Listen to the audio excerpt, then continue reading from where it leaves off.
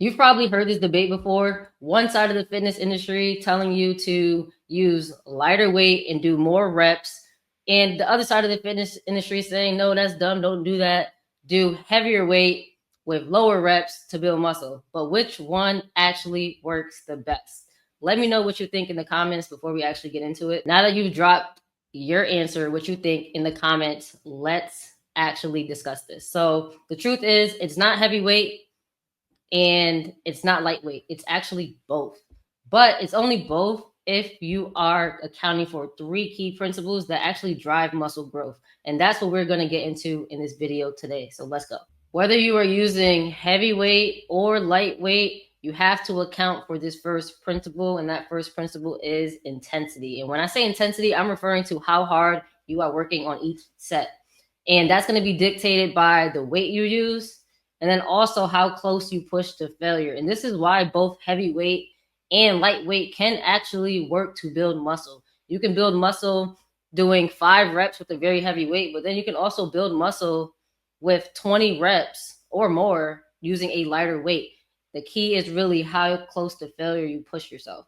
So instead of worrying about if you are going to use lighter weights or heavier weights all across the board, what I recommend is picking the weight and the rep range you use based on the type of exercise you're doing. So exercises are either compound exercises or isolation exercises. Compound exercises are the exercises that use multiple major muscle groups to perform. So think variations of squats, lunges, split squats, RDLs, deadlifts, hip thrust, bench presses, shoulder presses, pull-ups, pull-downs, rows, all your really big lifts, right? Isolation exercises, on the other hand, are exercises that use one muscle group to get the job done. They literally isolate one muscle group. The meaning is in the name. So think bicep curls, tricep extensions, leg extensions, hamstring curls, lateral raises, reverse flies, all those smaller exercises that we do, right? When it comes to compound exercises, we should train them in a rep range of 5 to 12, right? When it comes to isolation exercises, these should be trained in the rep range of 12 to 20 or more. Personally, I like to keep it between 12 and 20 because I don't want to be doing these long ass sets. I definitely don't. That's not my style. I just want to get close to failure. But if you don't mind doing 20 plus reps, 30 reps, 40 reps, go for it. That is not wrong at all, especially when it comes to building muscle.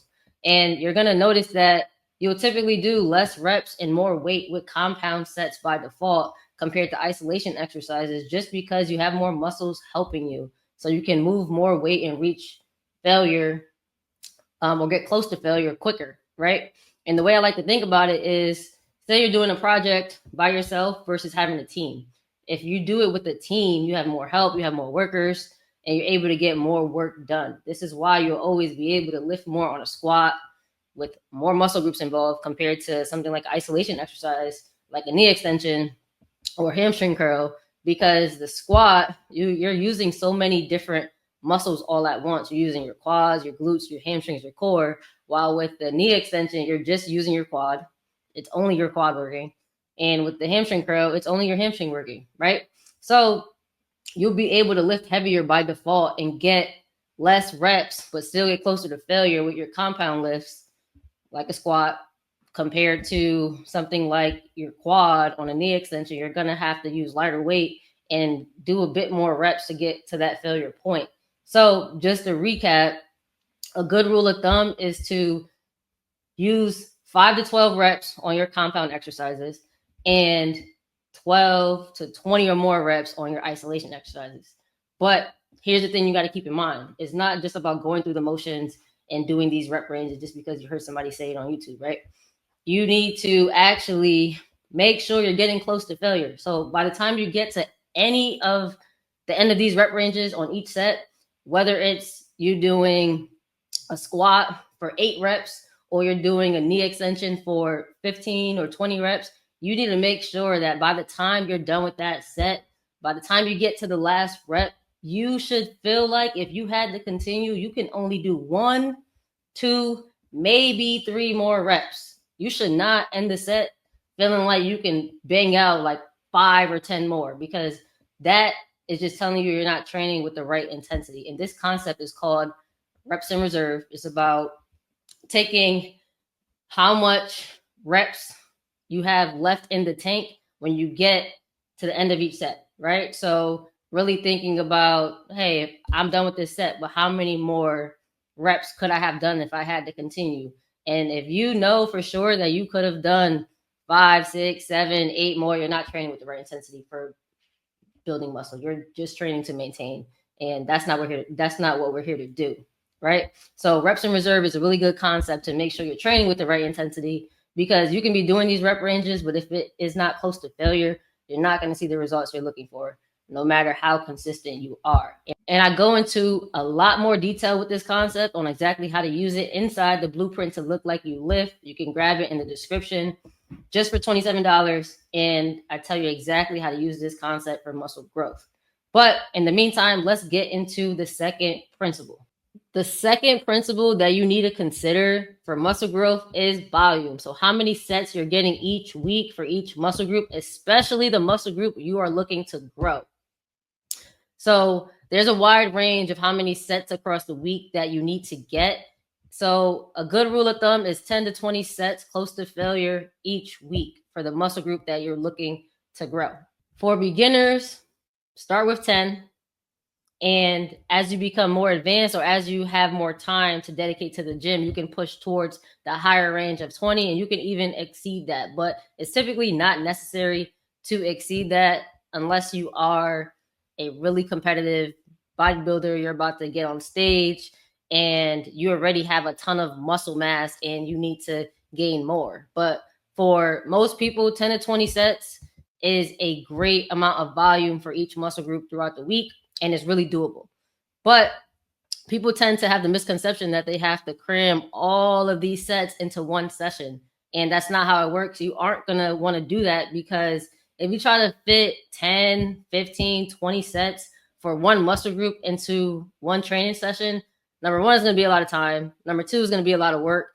Number three, you're not going to be able to train with the right intensity, which was the first principle we talked about to begin with, right? And you need to be able to have quality sets push to failure. And when you are doing 10 plus sets in a workout for the same muscle group, fatigue starts to set in. Your quality of form likely is starting to break down. That's going to put you at greater risk of injury, and your body just needs time to recover. So splitting these sessions up across the week is really, really important.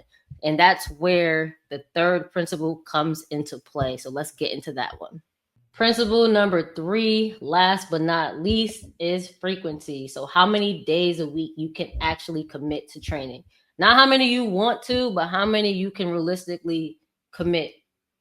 All right. There's a lot of people out here that's thinking they need to train 5 days a week when they know damn well they can only train 2 or 3 times, which is totally fine. But we have to be really, really honest with ourselves in order to make this process work. So when it comes to frequency, it's a good way to take a look at how many days you can train so that you can split up your volume accordingly. Because like we discussed in the previous principle, you don't need to cram 10 or 15 sets for each muscle group into just one session. Just not need it, and it's also not safe. So if, say, if your goal is to grow your glutes and you only have 2 days to train, you can do 2 full body days to make sure you're hitting all of your other muscle groups, because just for general health, it's not a good idea to neglect other parts of your body at the expense of trying to get to one goal, right? So you want to make sure you're hitting all your other muscle groups, but you can still account for the specific amount of volume and sets you need to grow your glutes, which right now is your main priority, your main goal, even though you're training full body. And this is why specific training splits really don't matter, despite people getting really caught up in them, because as long as you're accounting for intensity, volume, and frequency, you will see results. There's a lot of people out here, like I said, that only have time to train 2 or 3 days, but they're trying to follow a 5-day lifting plan because they think it comes down to the type of training split. But the reality is you can have an effective plan for your specific goal if you account for these 3 things. And it doesn't matter what the split is called. You can do a 3 or 2 day full body split and grow more muscle than someone who is doing a 4-day or 5-day split where they do 2 upper body days, 2 lower body days, and a full body day, but they're not accounting for intensity, volume, and frequency throughout the week. And in the blueprint to look like you lift, I also show you examples of how you can organize your weekly training based on how many days you can realistically train. So then you can make sure you spread out your intensity and volume accordingly throughout the week and stop guessing whether your program is effective and if you should do heavy weight or lighter weight. To give you all of those answers. But just to recap, both lightweight and heavyweight can build muscle as long as you're accounting for the 3 principles we talked about today. So intensity, volume, and frequency. And you want to choose your reps based on the type of exercise you are doing and use a weight that allows you to get close to failure. So remember that reps in reserve concept. You also want to make sure you're getting in enough volume throughout the week and split it up based on your availability, not just blindly follow workout splits because they sound good. If you want all of this broken down into much greater detail, plus 30 plus pages of insights and answers to questions that you waste time Googling, YouTubing, scrolling your timeline, but you can never truly figure out how to apply it to your specific situation, then grab the blueprint to look like you lift. It's in the comments. It's $27.